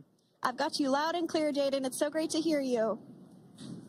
Awesome. So splashdown, Sandra, was nothing short of be advised. spectacular. We are transitioning the forward link. Comm will be unavailable for approximately 5 minutes.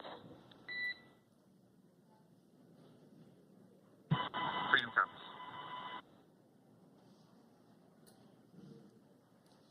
Thanks so much, Jaden. We did just have some communications letting us know that we'll have about a 5-minute period where we won't be able to hear from the crew. So please go ahead, tell us, how was the view from the recovery vessel? Absolutely. Yeah, I was mentioning earlier, splashdown was nothing short of spectacular. And we were stationed about 1.5 nautical miles away from the splashdown zone and had great visuals here on the recovery vessel Megan.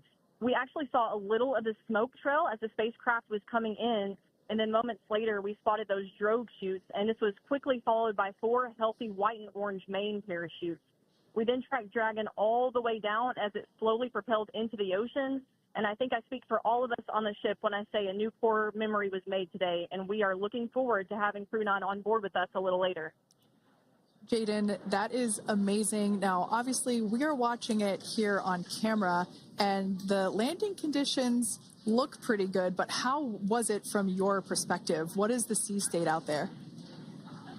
Absolutely. Absolutely. So we've had optimal conditions for splashdown, and today it is sunny and 63 degrees outside right now with clear skies, light winds, and calm seas. The sea looks absolutely beautiful right now, and light blue with the sun reflecting from it. And Kate, I think the crew's going to like what they feel weather-wise on this picture-perfect day for splashdown off the coast of Tallahassee. Thanks so much, Jaden. It certainly looks like a beautiful day. Can you tell us a little bit about the journey of the recovery forces to get to this point? Sure. So one unique aspect of this recovery was the onboard training on station conducted for Butch and Sunny to ensure they were ready to return on a Dragon spacecraft. That training covered all aspects of their return, including nominal and contingency departures, deorbit burns, splashdown, and post-landing ops, which is what this team is preparing for now. As for the recovery teams themselves, we started the day taking a series of helicopters out to the vessel, and as standard, the recovery director and crew support teams were on that first helicopter out and took the time to get everything prepared on the ship. About 2 hours before splashdown, they deployed those fast boats and jet skis into the water. I was actually on the second helicopter out, and we were on the vessel about an hour and a half before splashdown and landed on top of the helicopter pad on the Megan. And the teams have been working diligently across their respective disciplines this week, executing what can only be described, in my point of view, as a logistical masterpiece, just ensuring every detail has been in place for Crew 9's return. That is such great news. I'm so glad that you're able there to experience it in person. Now, can you tell us a little bit about what's next to retrieve the crew for the recovery personnel on board? Yeah, Kate. So coming up next, Dragon will be hoisted into the on-deck translation system, or the nest, at the aft end of the ship, and then will be translated pretty quickly towards that egress platform. We'll perform another series of safety checks as final precautionary measures just to make sure there are no hypergolic vapors present before opening that side hatch. And then once that side hatch of the spacecraft is open, the crew will be assisted out of the capsule one by one from NASA and SpaceX. Freedom, SpaceX, ComCheck. Freedom's got you loud and clear. Thanks, Nick. We've got you loud and clear as well. We have completed our forward link transition.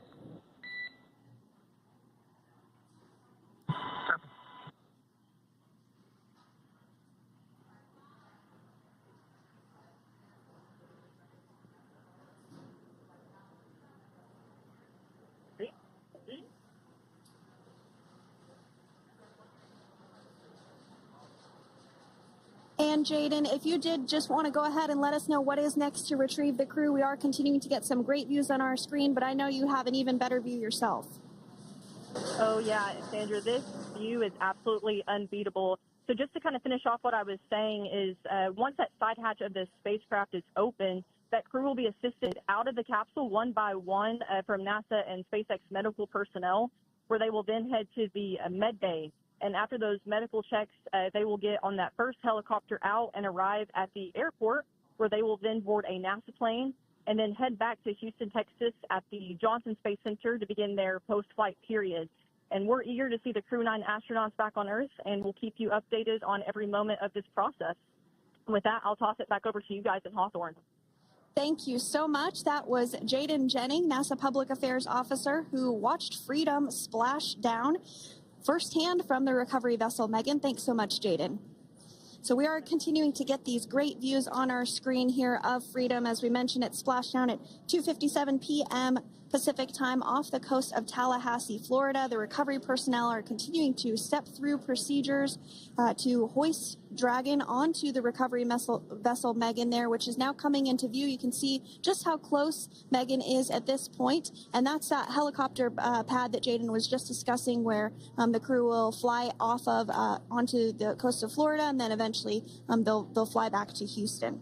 Just underneath that helicopter pad is that translation deck where we will see the nest once it is loaded up with the Dragon spacecraft on board. The nest will be translated to the forward end of the recovery vessel, and that is where our Crew 9 team members will egress from the Dragon spacecraft. Now, here on your screen, we can see dolphins, actually, who want to come and play with Dragon. Now, one of the fast boats there in place, working to assist the recovery team member. It's incredible. I just love these views. We really see them even better in daytime, but just seeing the recovery team work in tandem to step through each step, to step through each operation. Obviously they're getting quick assists from the honorary part of the recovery team, those dolphins in the water there. Now, the recovery team member that is crawling around the Dragon spacecraft. Earlier we saw a view where it was like a spider monkey pose. We can see that individual now standing in the bucket where the main parachutes were stored while Dragon was on orbit. Obviously, those main parachutes were utilized for splashdown today. They were deployed and cut from the Dragon capsule, and one of the other fast boats of the recovery team working to pull those out of the water. Now, the recovery team member that is there working on top of the Dragon capsule, earlier we saw that person performing safety checks. Now we can see some harnessing being placed around the capsule. This harnessing is what will be used to lift the Dragon capsule out of the water and onto the recovery vessel. Wow, we got a cute little pod of dolphins. It wasn't just one or two. I mean, that water just looks beautiful. We had ideal splashdown parameters today. Obviously, wave height, ne'er a concern. The weather is beautiful, as Jaden mentioned, in the 60s, sunny. Looking forward to seeing Crew 9 exit the capsule here shortly once they get hoisted onto the recovery vessel Megan. We can see that recovery vessel slowly but surely closing the distance there between... Oh, dolphin cam back again. We can see that the Dragon capsule and the recovery vessel, that distance is closing. Again, this is just one more step as we continue to work recovery operations for Dragon Freedom, and we anticipate the lift of the Dragon capsule to occur here in just a few minutes.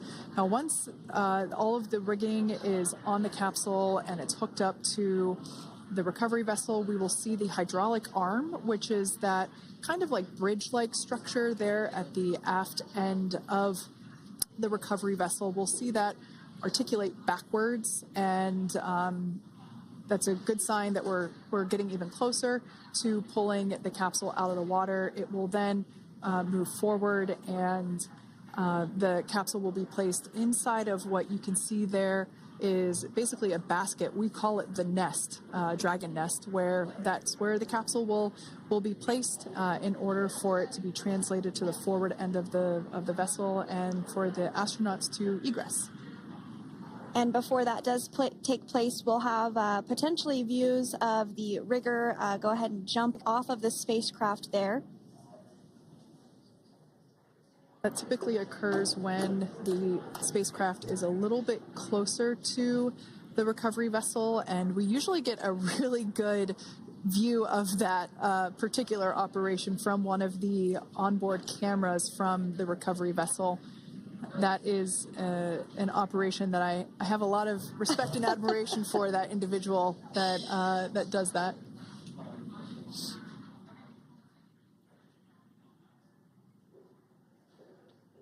So again, Dragon continuing to get closer and closer to the recovery vessel Megan. You see some of those ropes now coming into view as well.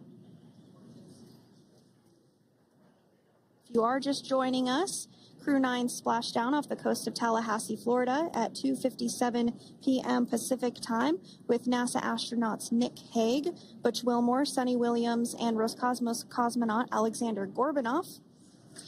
They're now working through procedures to hoist this spacecraft up onto the recovery vessel Megan.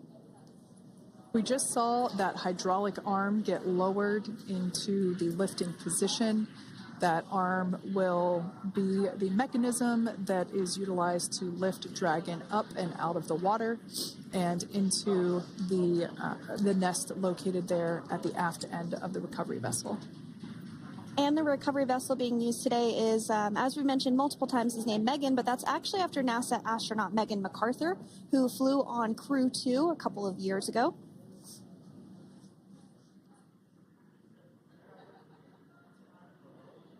We're getting some views now from actually inside the boat. Yeah, you're exactly right.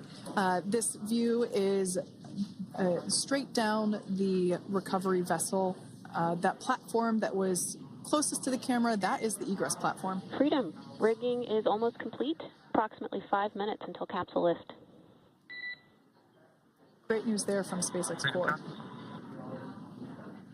So about 5 minutes left until we see Dragon Freedom get lifted out of the water. That hydraulic arm, as I said before, is the mechanism that will lift it. It's quite swift, actually, the whole process of getting the spacecraft. Brace for capsule lift. Bracing. There it goes, Dragon Freedom being lifted out of the water and onto our recovery vessel, Megan.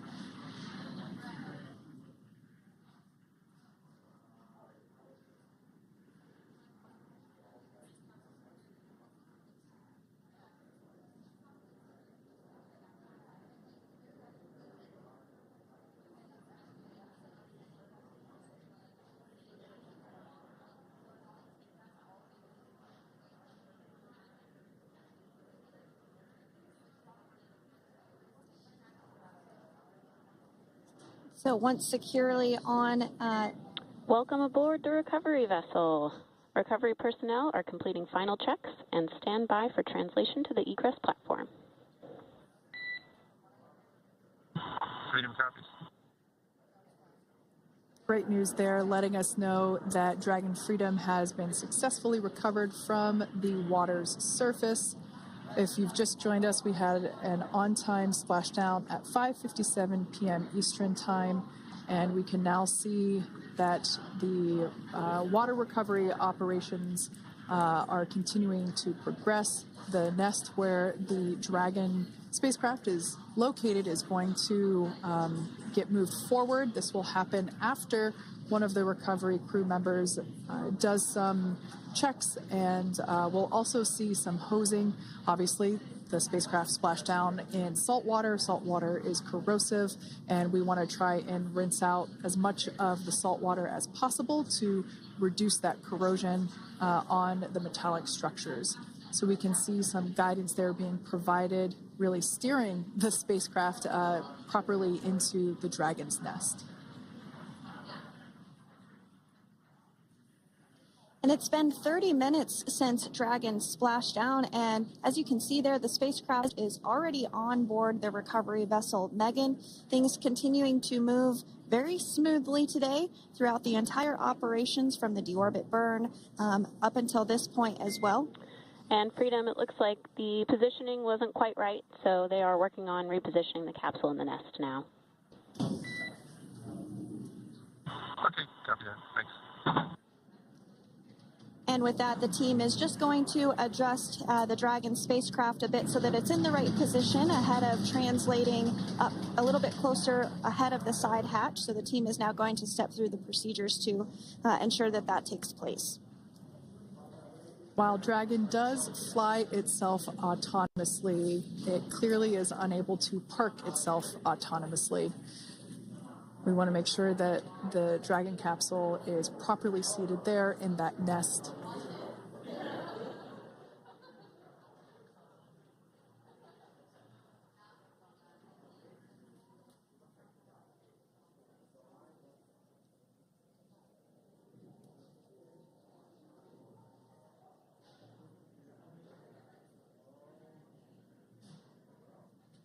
Once Dragon is fully seated in the nest, we'll probably see a bunch of that salt water come out from the bucket there located underneath the side hatch.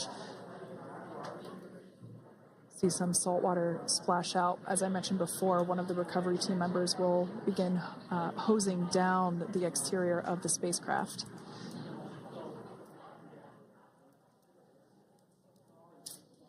So you are continuing to get some great live views on your screen of Crew 9, which includes NASA astronauts Nick Hague, Sonny Williams, Butch Wilmore, and Roscosmos cosmonaut Alexander Gorbanov, who splashed down off the coast of Tallahassee, Florida, 2:57 p.m. Pacific time this afternoon.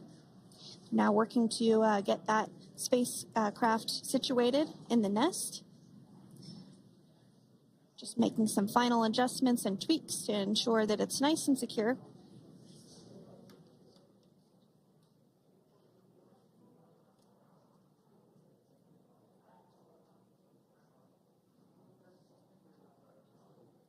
Once the spacecraft is seated and secured and oriented correctly in the nest, Dragon will be moved into the hangar located underneath that helipad that we saw earlier from the aerial views during recovery.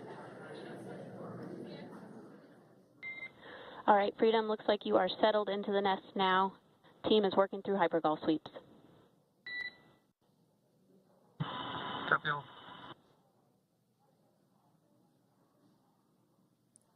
Call out there telling us that the recovery team is doing the second round of those hypergolic sweeps.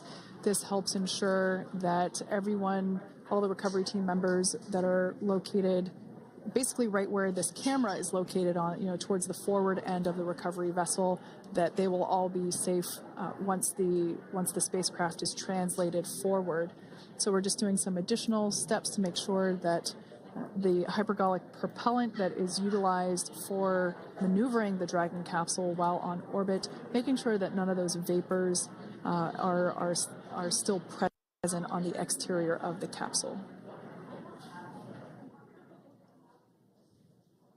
That's right, and there are a variety of individuals on board the boat that help with recovery operations. Not only do we have the recovery personnel that you see here, but we also have a doctor that will check out the crew members as standard procedure.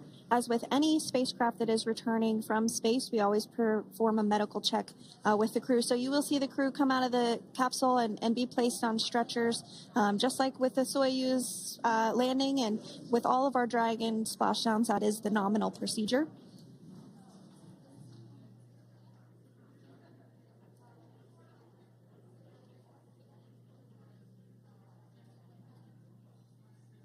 We'll stand by to see Dragon Freedom translate or scooch up a little bit closer to the camera angle that we're seeing right here.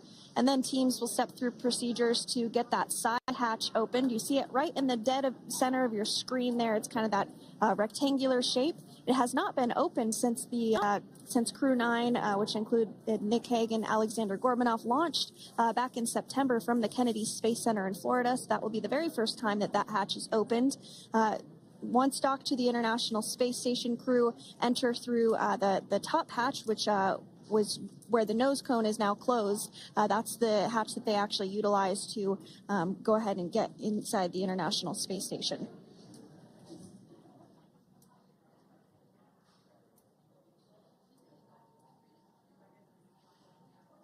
So as we get a little closer to that hatch opening procedure, you might start to see more individuals come into frame for some of that support. The ship has a maximum capacity of a little over 40 people on board, and it takes a variety of different roles, as we've discussed, to support. Also on board is the chief of the astronaut office for NASA, that's Joe Acaba.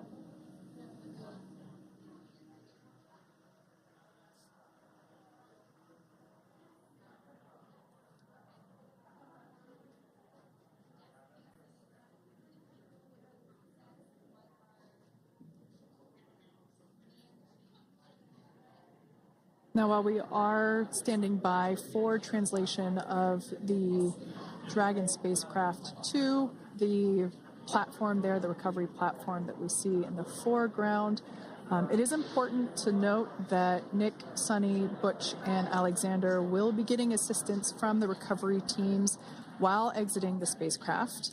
This is the same process for any returning long-duration crew members. As you could imagine, returning to a gravity environment can wreak havoc on our vestibular system, which is responsible for maintaining balance and motion.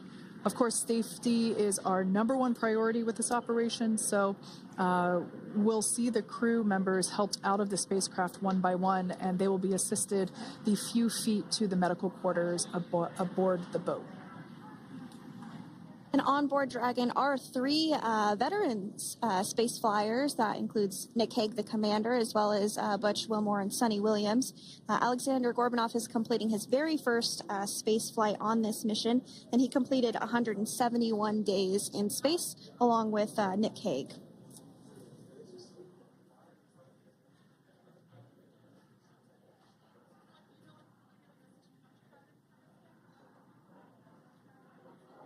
For those of you that have just recently joined us, well, I would encourage you to hit that rewind button and go back a few minutes. It was a beautiful splashdown of Dragon Freedom with the Crew 9 cohort on board. They had an on-time splashdown at 5:57 p.m. Eastern Time, 2:57 p.m. Pacific Time. We can see that the spacecraft... Freedom translation is in progress.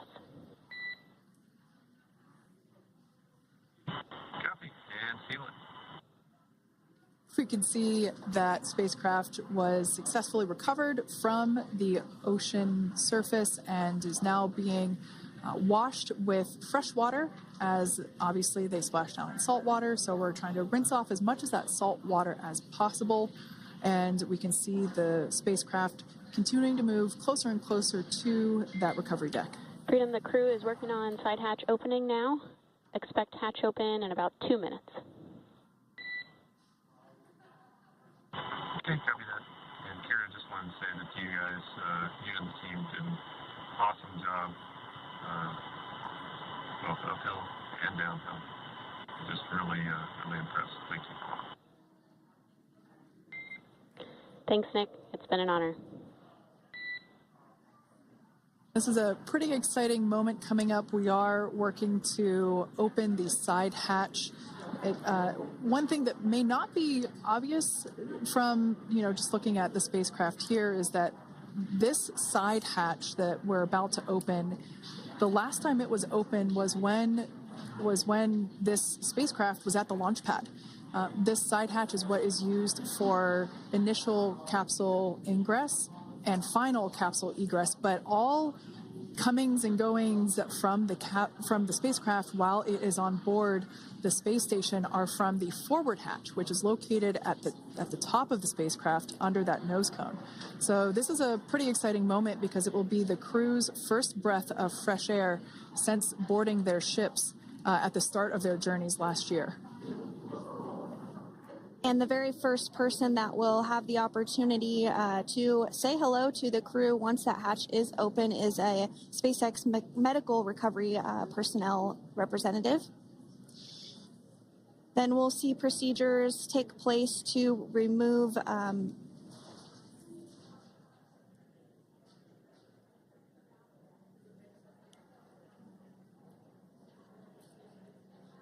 the footrests of Dragon.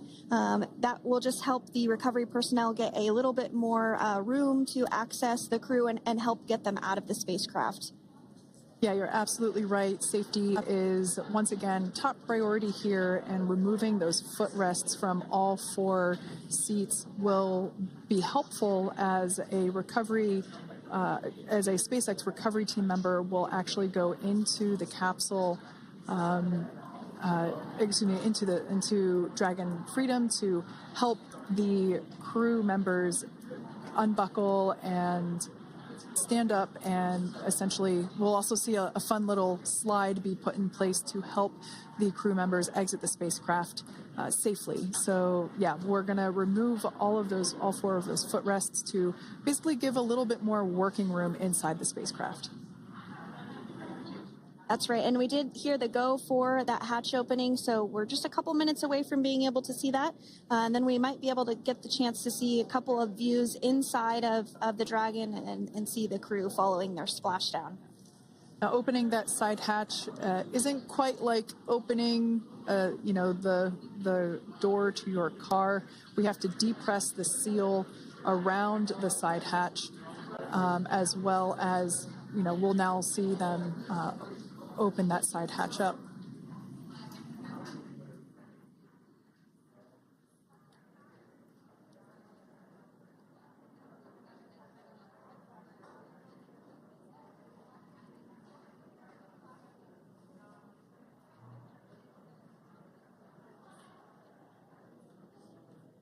And there you have it. The side hatch is open for the first time since September.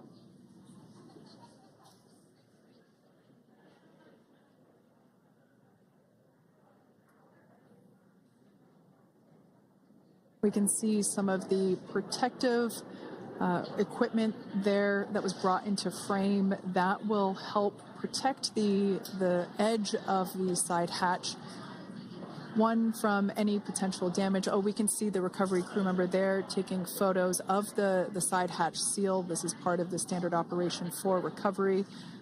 These photos will get saved into our procedure. We'll then install that protective frame around the side hatch. This helps to ensure that the side hatch itself, the edges of it, incur no damage while crew members are coming out from the spacecraft.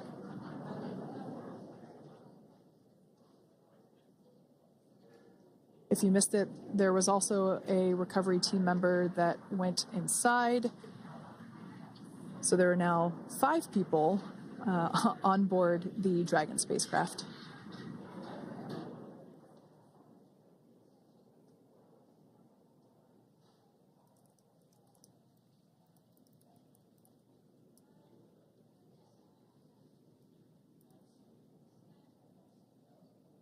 And if you are just joining us, it has not yet even been an hour since Crew 9 splashed down off the coast of Tallahassee, Florida at 2:57 p.m. Pacific time. The crew is now on board the recovery vessel Megan, and the hatch is open. The next major milestone that we'll see is when the crew will actually egress or exit the spacecraft. But before that, they'll continue to, the recovery personnel rather, will continue to install that protective area around the hatch and then remove the footrests. So we're a couple minutes away from seeing the crew egress, but not too long away.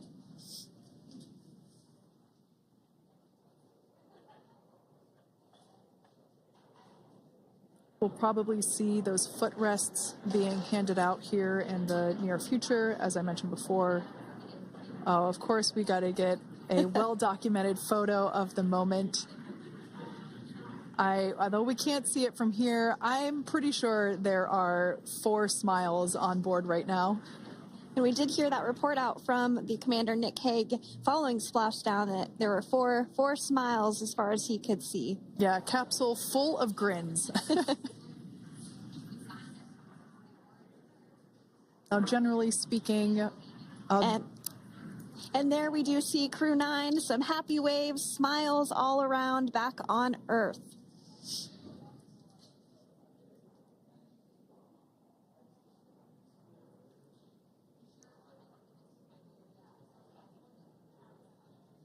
Generally speaking, we have the individuals in the 2 center seats of the spacecraft exit first. You might hear us refer to this as the exit process as egress. It's just another term for exiting the spacecraft. Generally speaking, we most of the time have the 2 center seats egress first, as it makes moving around inside the capsule a little bit easier.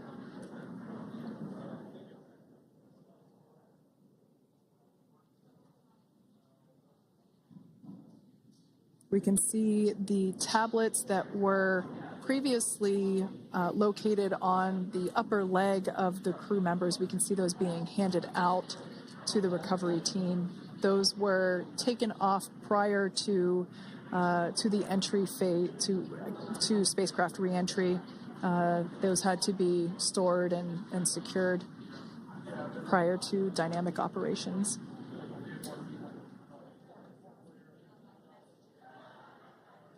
It looks like we are starting to see the footrests also be removed. I just saw one there on the screen.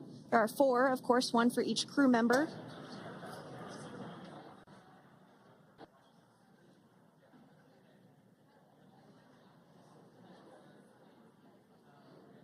Those footrests are made out of carbon fiber and are actually sized appropriately for each crew member, as everybody has different measurements and different leg lengths.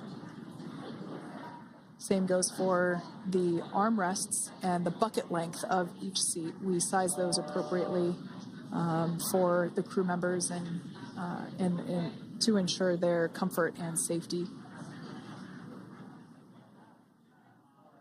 I believe we just saw the little ramp that is used to help slide the crew members out from inside the spacecraft.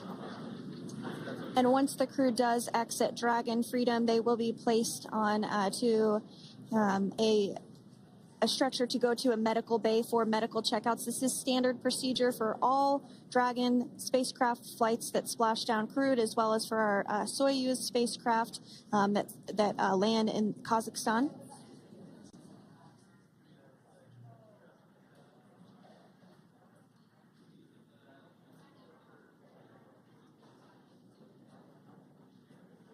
We can see the exterior of Dragon Freedom quite clearly in this shot, and it's such a beautiful sight.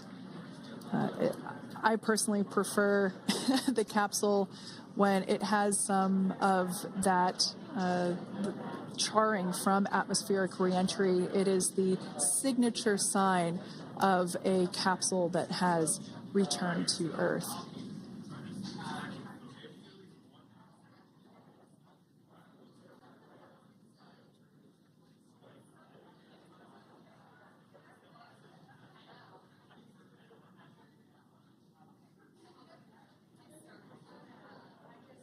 Continuing to stand by for our first crew member to egress or exit for Dragon Freedom following their splashdown at 2:57 p.m. Pacific time.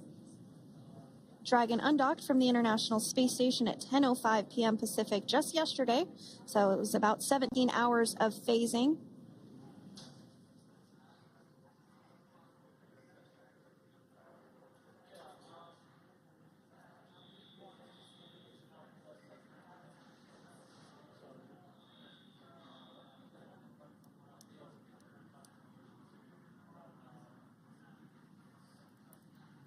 And while on board the International Space Station, Crew 9 contributed to 900 hours of science, over 150 research experiments and investigations, making great use of the microgravity lab of the International Space Station, which celebrates 25 years of continuous human presence this November.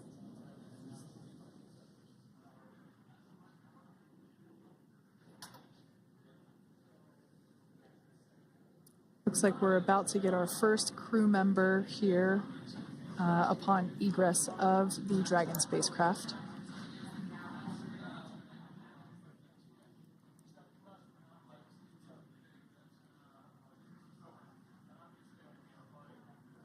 So we are standing by for that egress. Outside of Dragon, you do see one of those stretchers. This is the expected procedure as the crew will be taken to medical facilities following their exit from Dragon.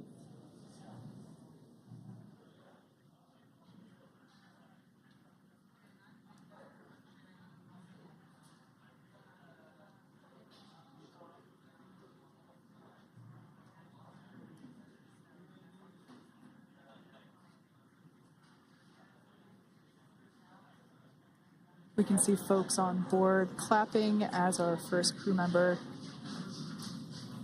And that is NASA astronaut Nick Hague.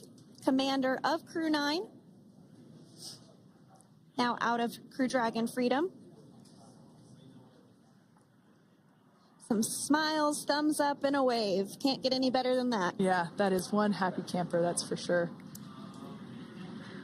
As we said before, it is standard procedure for all of our long-duration crew members to receive assistance upon egressing from the spacecraft.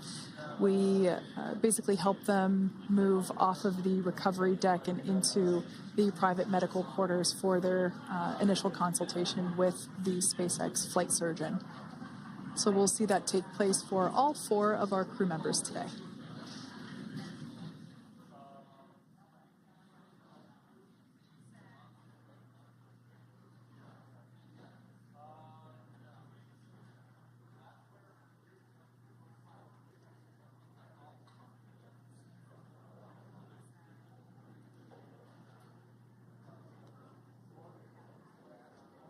And we are standing by for the next crew member to exit Freedom.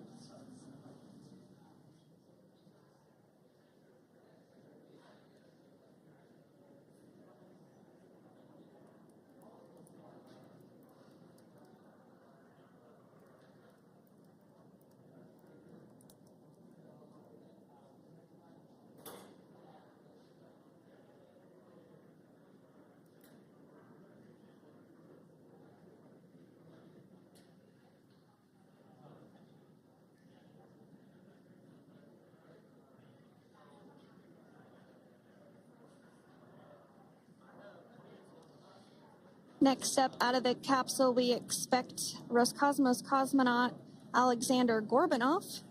His first space flight. Spent 171 days in space alongside NASA astronaut Nick Hague. Looks like we're getting some cheers and clapping on board as Alexander is slid down the little ramp and placed into the mobility aid. Once again, big smile.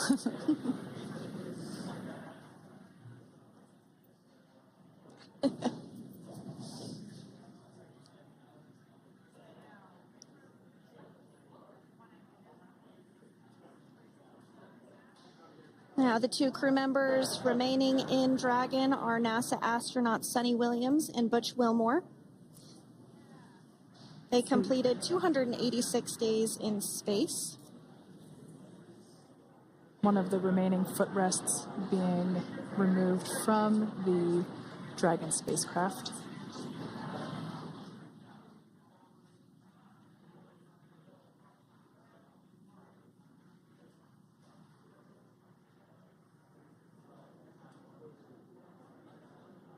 As I said before, we generally try to have the crew members that are located in the 2 center seats aboard Dragon, and we like to have them egress first if possible, as it creates a little bit more movable working room inside the spacecraft.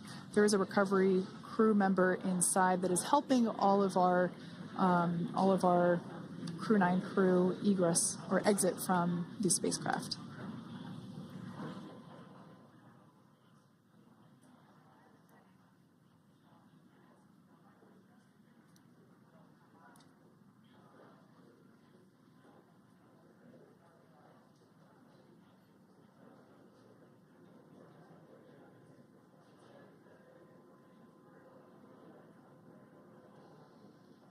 We are standing by for the next crew member to egress or exit Crew Dragon Freedom following the splashdown not even an hour ago at 2:57 p.m. Pacific time.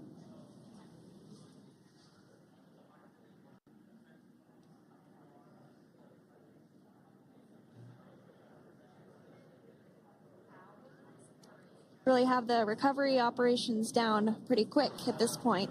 Yeah, it's pretty incredible to think that, just 5 years ago when we were doing the initial demonstration missions of the Dragon for Crew Dragon, that now we're under about 30 minutes for, to retrieve the spacecraft from the water, and just several minutes here while it's been on board and to get everyone really to get that side hatch open.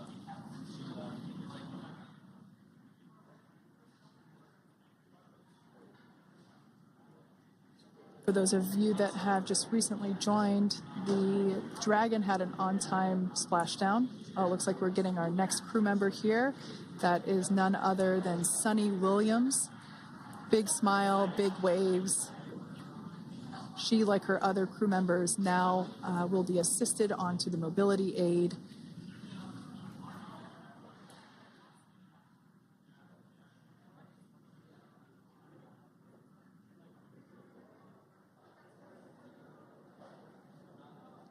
There we have it, some waves, some thumbs up, and some smiles. Definitely seems to be a theme among all recovery operations. Absolutely. And of course, that leaves NASA astronaut Butch Wilmore inside Dragon in seat 4.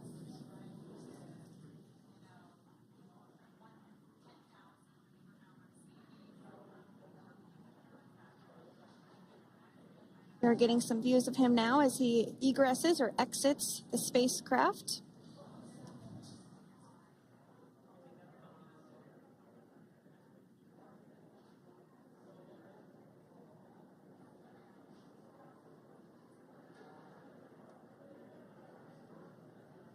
Once again, some elation and cheers there from Butch Wilmore.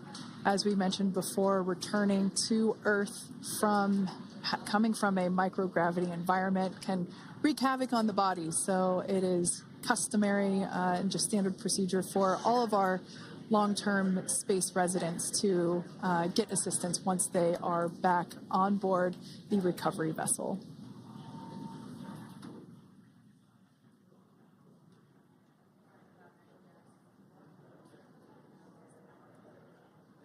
Well, now that Nick, Butch, Sunny, and Alexander are safely back home on Earth and getting checked out by the NASA medical team, we're going to wrap up our live coverage of their return. The Crew 9 mission began a little differently than usual since Butch Wilmore and Sunny Williams were already aboard the space station when Nick Hague and Alexander Gorbunoff arrived on the Crew 9 spacecraft in September. Having arrived as the crew flight test crew for Starliner, Wilmore and Williams were fully incorporated into the space station's Expedition 72 team and began research and other work aboard the station along with the other crew members. Williams commanded the orbiting laboratory for much of the expedition. After a successful liftoff and separation from Falcon 9, Nick and Alexander made a short flight on board Dragon to the International Space Station. Veterans of long-duration space station missions, both Williams and Wilmore conducted spacewalks during their 9 months in space. Like all crews on the station, Crew 9 had the ability to leave at any point had there been an emergency. With their full-duration mission coming to an end, the crew began packing up their personal items for their return to Earth about a week ago and worked through tasks and shared lessons learned with Crew 10 teams as they arrived a few days ago. Their journey home began about 17 hours ago when they closed the forward hatch to Dragon and undocked from the space station at 10:05 p.m. Pacific, 1:05 a.m. Eastern. After 4 successful departure burns and a phasing burn to line up their orbit, Nick, Butch, Sunny, and Alexander rested for a few hours before waking up to prepare for re-entry this morning. We jettisoned Dragon's trunk and performed our final on-orbit maneuver, the approximately 7.5-minute-long deorbit burn, and that occurred at 2:11 p.m. Pacific, 5:11 p.m. Eastern Time. And that sent Dragon on its path home. The spacecraft re-entered the Earth's atmosphere and slowed its descent with successful deployments of 2 drogue parachutes and 4 main parachutes, with the final splashdown occurring off the coast of Tallahassee, Florida at 2:57 p.m. Pacific, 5:57 p.m. Eastern. Following that successful splashdown, we saw SpaceX recovery experts move in and prepare Dragon Freedom for its lift onto the recovery vessel. And just a little less than an hour following splashdown, we saw Nick, Sunny, Butch, and Alexander make their way out of Dragon and into the recovery ship's medical facilities, safe and sound. Next up, they'll catch a helicopter flight back to shore, where they'll transfer to aircraft that will take them home. The astronauts will take a NASA plane for the short flight back to Houston, where they'll be reunited with family and friends to bring an end to this mission. It's been an honor and a privilege to share their journey with all of you as we continue this new era in human spaceflight. Return today marks the end of the direct handover we executed after successfully launching the Crew 10 mission to the space station just last week on Friday, March 14th. Thank you, as always, for joining us for tonight's coverage of the splashdown of Crew 9. Remember to follow SpaceX on X and NASA online and on social media for updates for the very latest on crew and cargo flights to and from the International Space Station. And we'll continue to share the progress of Nick, Sunny, Butch, and Alexander on social media as they travel back home. We do also have a post-splashdown media briefing coming up at approximately 4:30 p.m. Pacific, 7:30 p.m. Eastern, where leadership will share a final update as we conclude this successful mission. So, from all of us at NASA and SpaceX, welcome home, Crew 9. So long.